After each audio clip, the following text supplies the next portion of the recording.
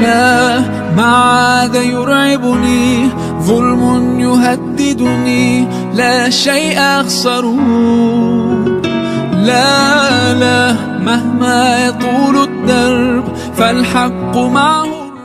Alhamdulillah, syukur pada Allah Subhanahu Wa Taala. Pada kali ini Ustaz Mi akan berkongsi dengan anda semua tentang sebuah hadis keutamaan korban agar kita termotivasi untuk melakukan korban pada tahun 2020 ini. Hadisnya berbunyi, an Aisyah anna Nabi sallallahu alaihi wasallam ma amila adamiyun min amali yauman nahar ahabu ila Allah min ikhraqid dam innaha la ta'ti yaumal qiyamah bi quruniha wa ash'ariha wa azlafiha wa inad dam la yaqa min Allah bi makanin qabla an yaqa 'ala al-ard fatibu biha nafsa.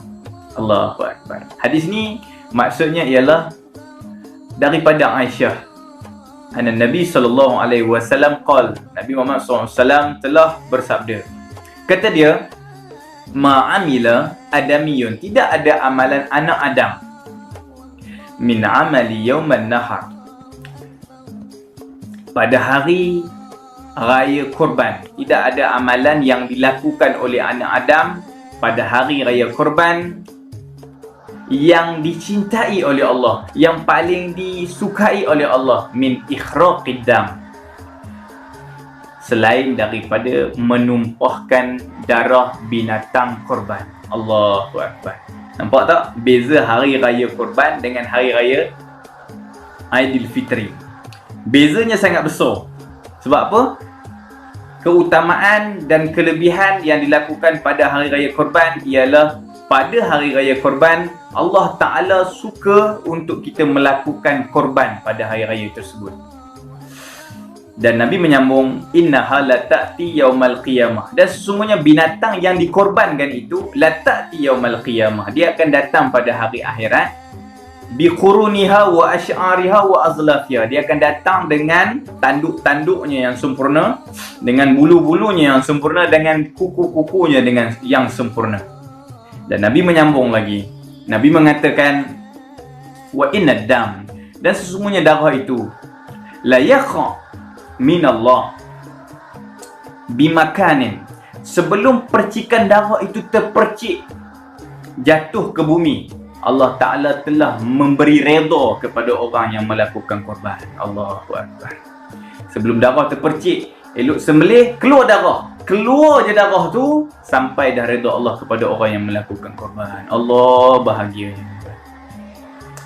Maka Nabi memperingatkan pada hujung hadis ini, fatibu biha nafsa, maka ingat orang-orang yang melakukan korban, bersihkan hatimu. Jangan ada terselip dalam hati itu rasa bangga kerana melakukan korban. Allahu akbar. Fatibu biha nafsa.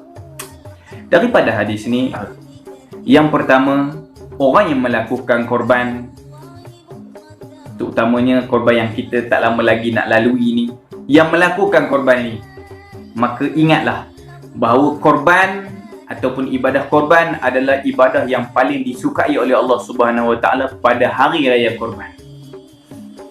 Itu yang pertama. Yang kedua, ibadah korban ini di dalam kitab Tuhfatul Ahwazi mengatakan bahawa berdasarkan hadis ini, hari raya korban ni bila ada orang melakukan korban, binatang korban itu akan bangkit pada hari akhirat dengan bentuk yang paling sempurna.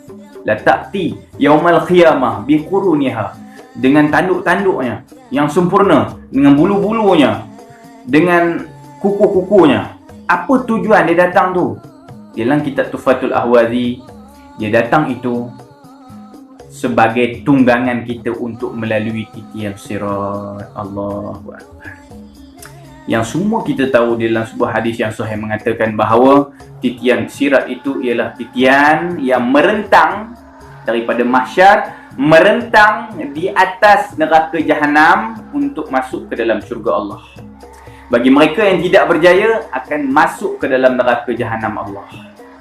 Tiba-tiba orang yang melakukan korban dan Allah Ta'ala redha kerana dia jaga amalan itu, tak ada rasa bangga dalam hati dia. Allah Ta'ala datangkan pada dia binatang korban yang dia lakukan pada hidup dia dahulu untuk menjadi tunggangan dia untuk masuk ke dalam syurga Allah Subhanahu wa Ta'ala. Sangat menakutkan tuan-tuan. Titian sirat itu lebih halus daripada rambut dan lebih tajam daripada mata pedang. Itu yang disebut oleh Nabi. Tiba-tiba kaki kita tak kena pun, kerana kita sedang menunggang tunggangan kita, kerana kita telah melakukan korban di dunia dan ibadah itu diterima oleh Allah. Itu yang kedua. Dia akan menjadi tunggangan kita untuk masuk ke dalam syurga Allah melintasi titian sirat. Yang ketiga yang perlu kita ingat di dalam hadis ini ialah melakukan korban pada hari raya Aidil Adha merupakan amalan yang paling dicintai oleh Allah, dan ia merupakan sedekah yang paling afdal pada hari raya korban ataupun pada bulan Zulhijjah. Sedekah yang paling afdal ialah duit yang kita beli untuk membeli binatang korban, dan kita korbankan dia dan kita sedekahkan ataupun agih-agihkan kepada fakir-fakir miskin mengikut pembahagian yang telah ditetapkan oleh syarak. Itu lebih afdal. Maknanya apa? Kalau kita ada duit 1,300, kan? Kita ada duit 1,300, kita ada dua pilihan. Sama ada duit 1,300 itu kita sedekahkan pada fakir miskin yang kita kenal, dengan 1,300 itu kita beli binatang korban untuk kita jadikan korban dan kita agih-agihkan mengikut syarak. Mana lebih afdal pada bulan Zulhijjah ini? Yang lebih afdal kata ulama ialah duit itu kita beli binatang korban dan kita jadikan dia sebagai ibadah korban yang kita bahagikan kepada fakir miskin sebagaimana yang telah ditetapkan oleh syarak pembahagiannya. Allahu Akbar. Itu yang ketiga. Dan yang keempat, berdasarkan ayat Quran Allah Ta'ala menyebut la yanalullah haluhumuha wala dima'uha walakin yanaluhu taqwa minkum. Surah Al-Hajj ayat 37. Apa maksud dia? Allah Ta'ala sama sekali la yanalullah, tidak akan sampai kepada Allah.